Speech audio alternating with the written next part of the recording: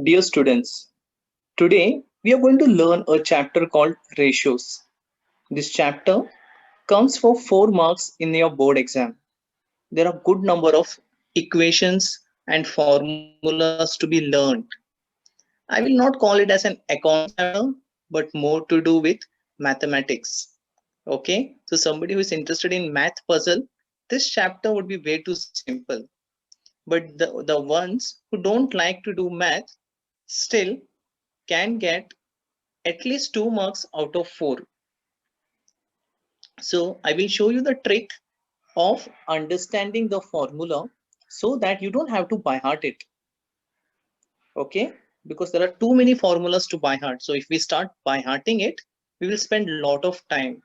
And for this chapter, I will not ask anyone to spend too much of time because it is only of 4 marks.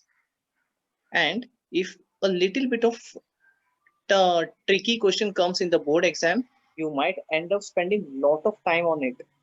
So we just have to spend 5 to 8 minutes in solving that sum. All right. And so the efforts put also should not be too much. So let us get into the PPT slide and understand this chapter and the formulas and how we can use these formulas in the sum.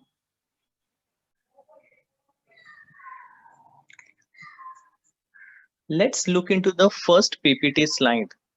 This slide or these details you might not see in the textbook, but this is something which you have learned in 11th grade. From that, we are going to derive one and one formulas. So first thing is your trading account. Now, when we learned here last year trading account, this is how it looks like. Opening stock, purchase, wages, sales, closing stock, and you get the GP. Now, this year you're going to learn a new term which is called cost of goods sold. Cost. What are the costs involved in making certain stock to a sellable goods? So the formula is the debit side minus the credit side. That means opening stock plus purchase plus wages minus closing stock. You get your COGS, or what we call it as cost of goods sold. The alternate name is cost of revenue. So you should know the alternate name also, because in the sum they can put any name. So you should not get confused. Now, if those details are not given, what is the other way around to find the COGS? From sale, if you minus gross profit, you still get the same answer. Now, let us also learn a term called as revenue from operation. In simple word, it is called as net sale. I put more emphasis on the word net because net sale means it is the sale after the sales return. Okay, many students have a confusion between net sales and sales figure. Sale is your gross sale, but from that, if you remove the sales return, that is when you get net sales. Then we move on to profit and loss account. In profit and loss account, last year we only knew one thing, and that is net profit. Now this year, since we have learned the chapter called cash flow, we understand there is something called as operating expense. There is non-operating expense. If I define non-operating expense, I can say these are your investment and financial expense. And operating expense is your core business expense. That is, you pay the salaries, you pay the rent, all those things. So based on that, we also have one more head in profit and loss now, and that is called as operating profit. So from your gross profit, if you minus your operating expense, what you get is your operating profit. And then from that, if you minus your non-operating expense, you get your net profit exactly like what you got last year. So in this part, what we should understand is two new terms. One is operating expense, which comes in the P&L account. It's a new term for you. And second term is operating cost. The word cost stands for the CO. The operating stands for operating expense. Cost stands for COGS. So operating cost, you should not go wrong that operating cost formula is COGS plus operating expense. So this is how you find out these details. So in the sum, they will give you any information, maybe the trading account information, maybe the profit and loss account information. This picture should be in your mind. A trading account, a P&L account should be there in your mind so that you derive your own formula. The last thing is balance sheet. When we are doing company accounts, we should know that in balance sheet that we have liability and asset side, but liability has got three heads: shareholders fund, non-current liability, and current liability. Asset has got two heads: non-current asset and current asset. Now, how are we going to use this in the formula? If they say capital employed, capital employed means a huge amount put in the business. So how is that possible? If we are going with a liability approach, we can say capital employed is shareholders fund and non-current liability. These are the two things. But if I have to go by an asset approach, how will I do that? Total assets, that is non-current asset plus current asset minus current liability. If I do, I still get the capital employed. So this is what we have to understand. First thing, we should understand the word capital employed, and then different ways to find it out. So there are two different ways. Now there is also a term called as total debts. If somebody asks you what is the debt of the business, the debt is equal to non-current liability.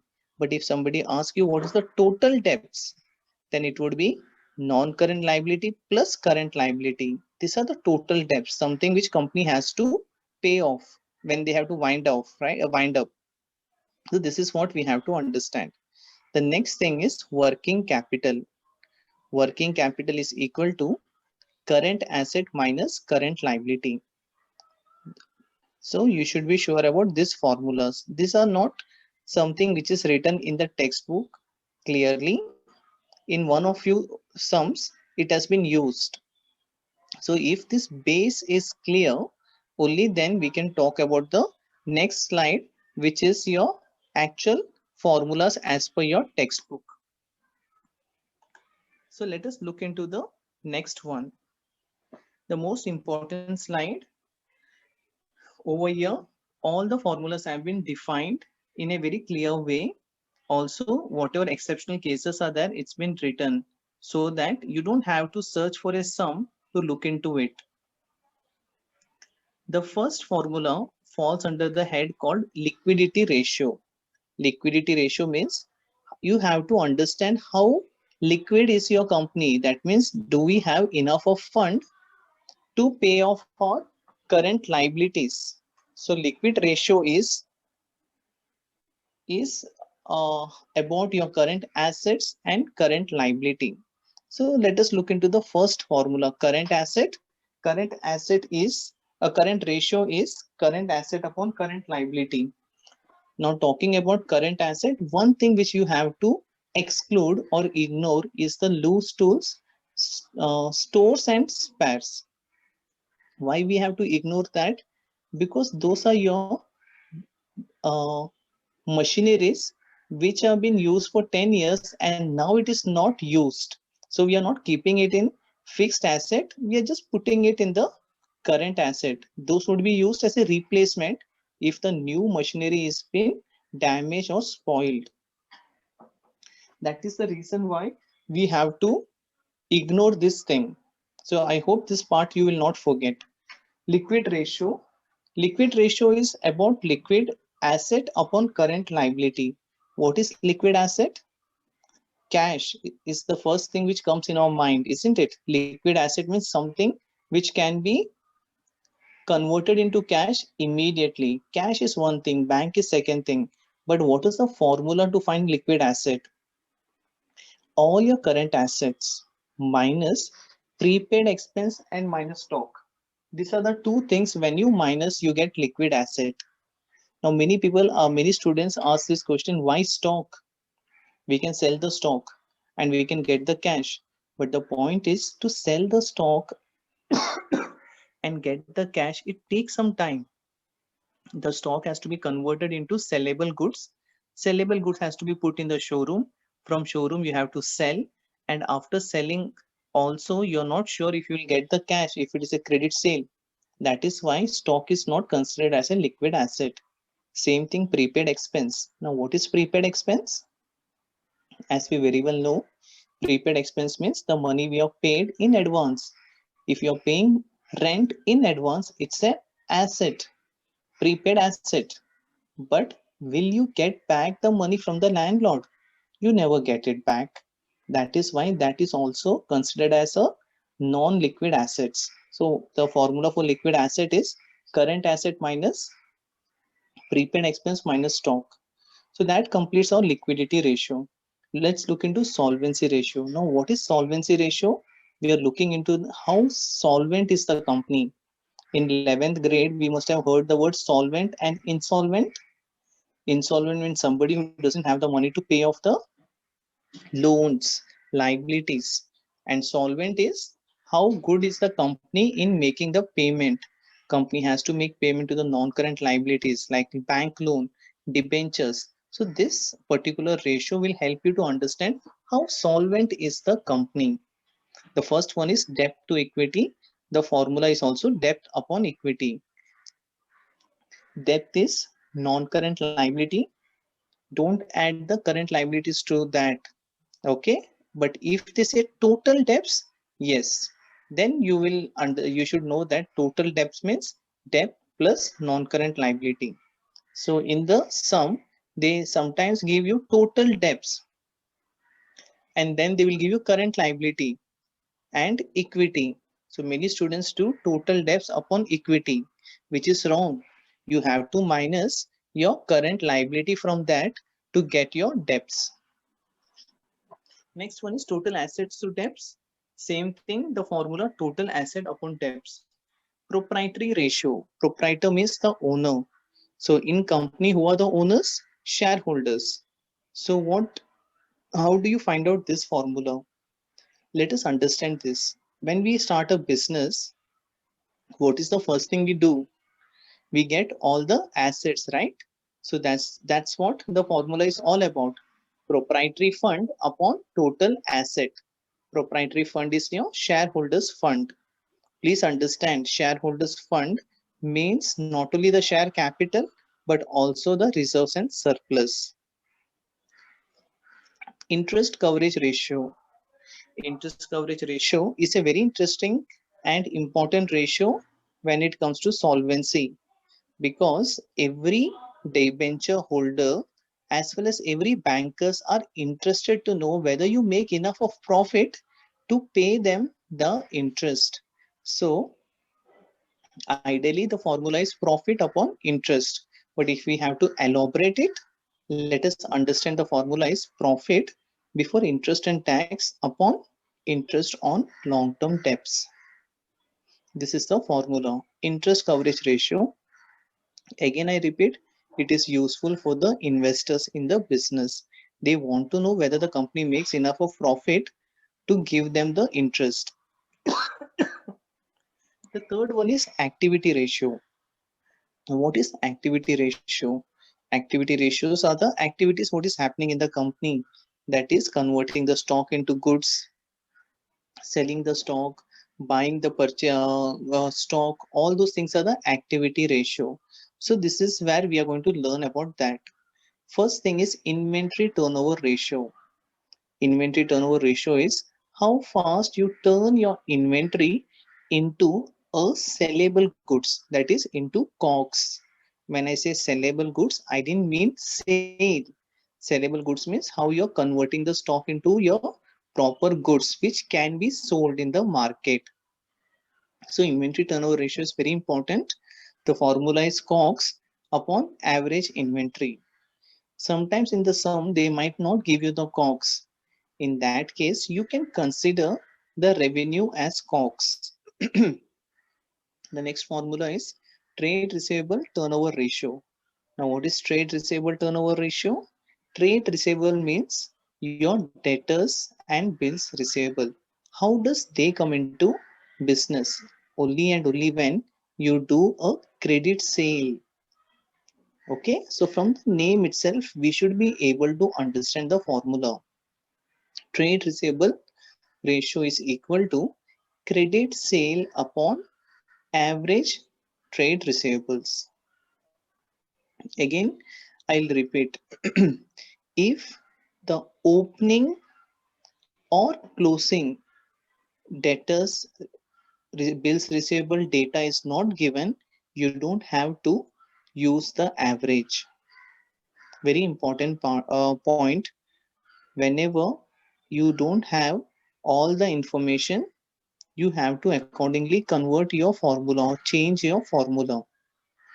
One more important thing which I would like to tell you is that provision for doubtful debts are not deducted from the debtor's detail, because provision is an assumption.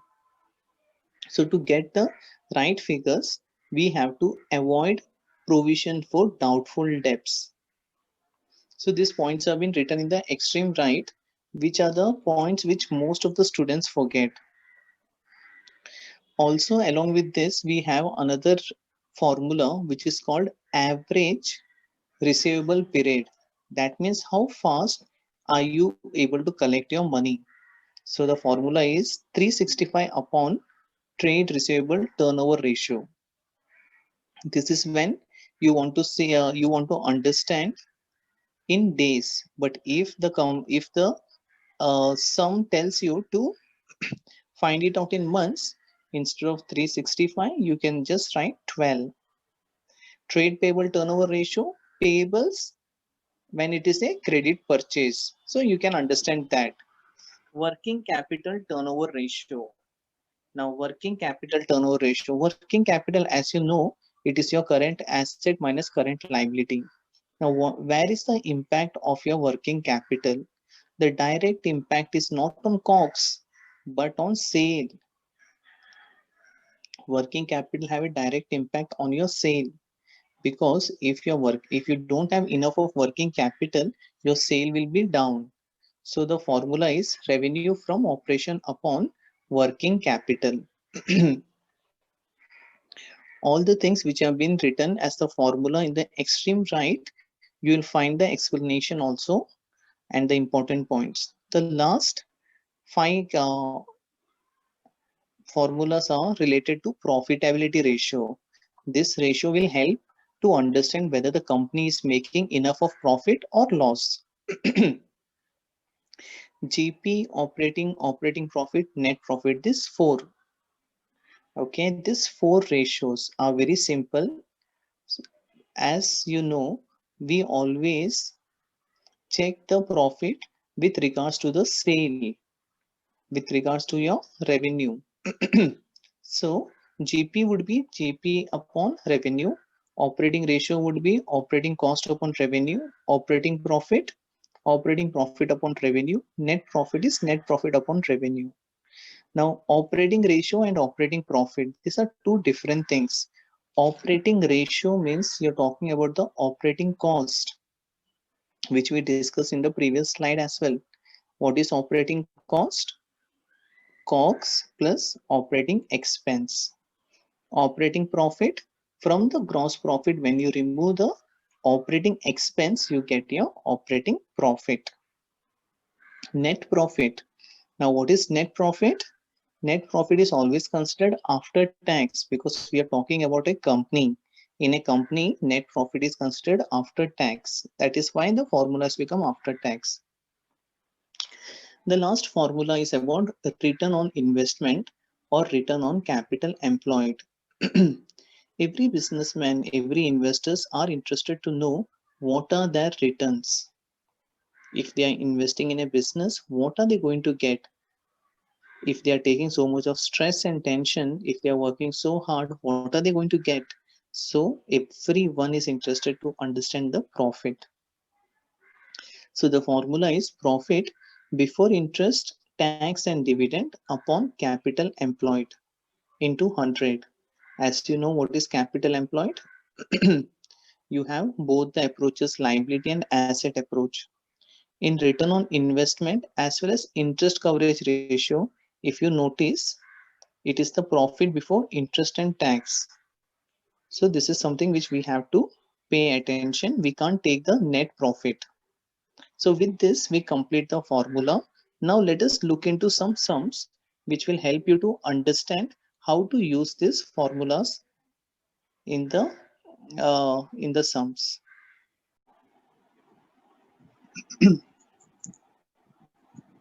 Let us look into this slide where there are some examples.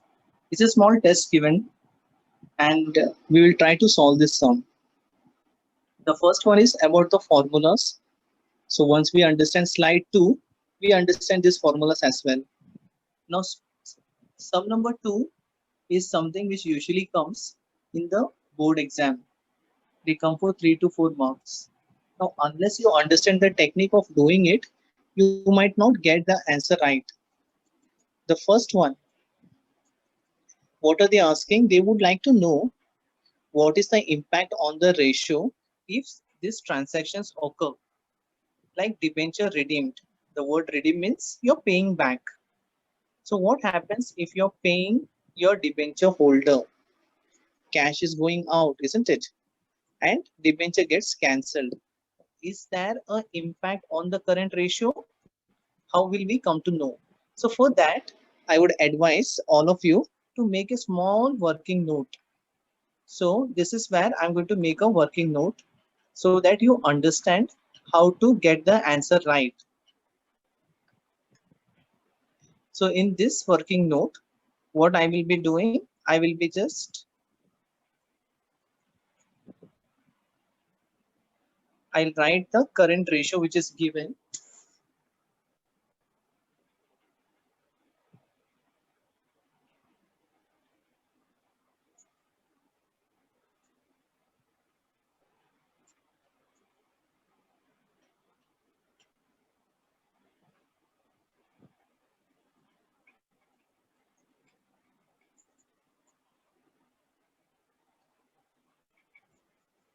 So the ratio given is 1:1, which I can also write as 10 by 10. I'll use a small formula figure so that it becomes easy for me to calculate. So this is the step number 1. You should convert your ratio into one small number. Then you have to pass your journal entry. If debenture is redeemed, what happens? Debenture debit to cash.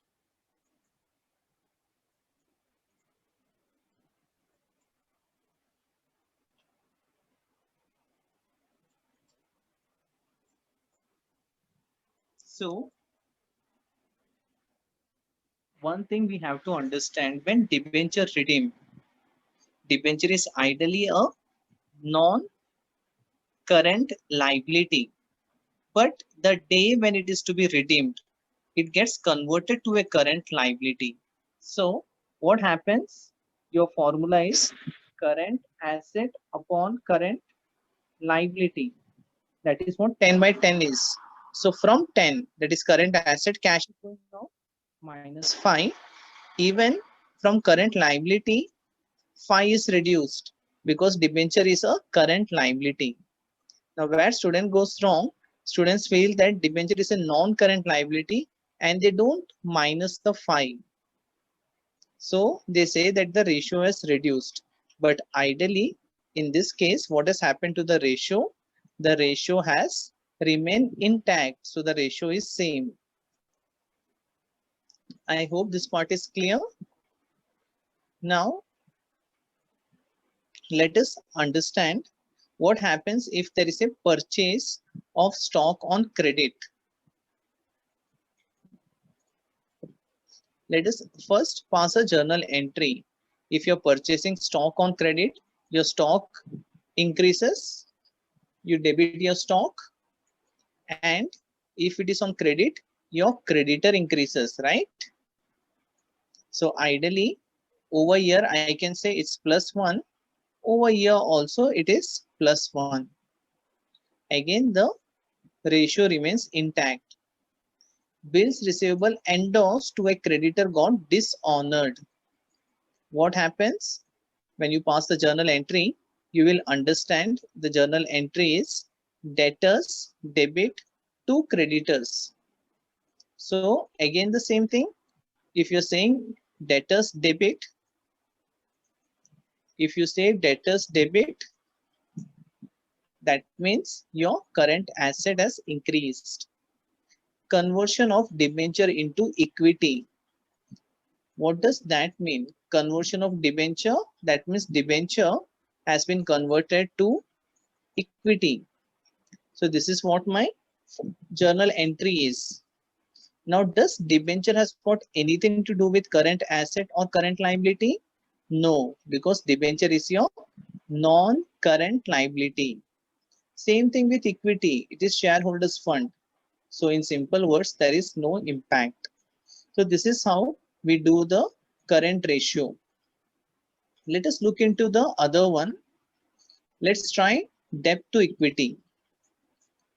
Debt to equity. So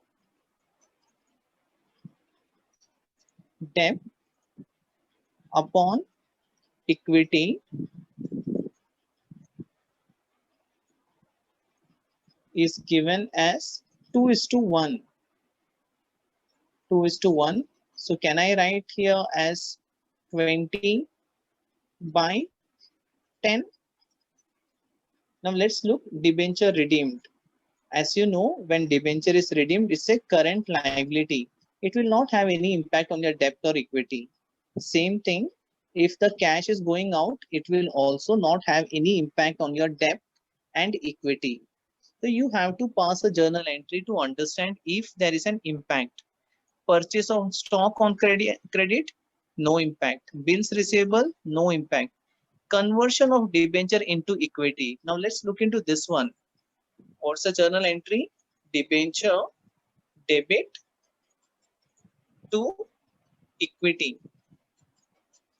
So your debenture, which was there in the top, has reduced by 5 and your equity has increased by 5.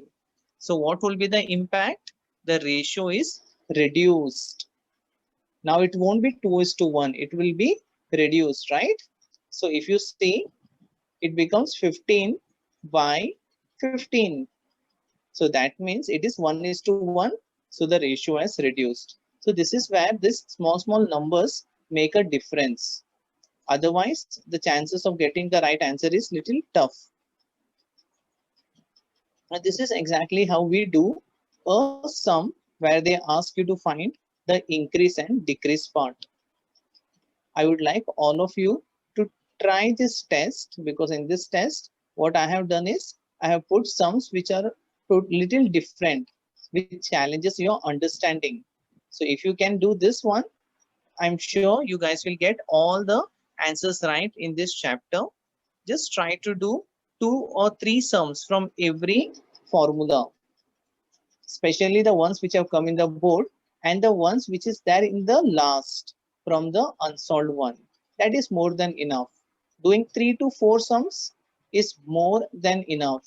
In textbook, you will find more than 200 to 300 sums. If you do each and everything, you will waste your time.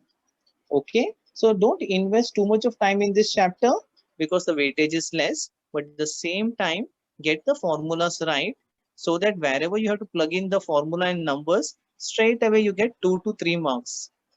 With this note, I close this video. I hope this video was helpful for you to understand this chapter.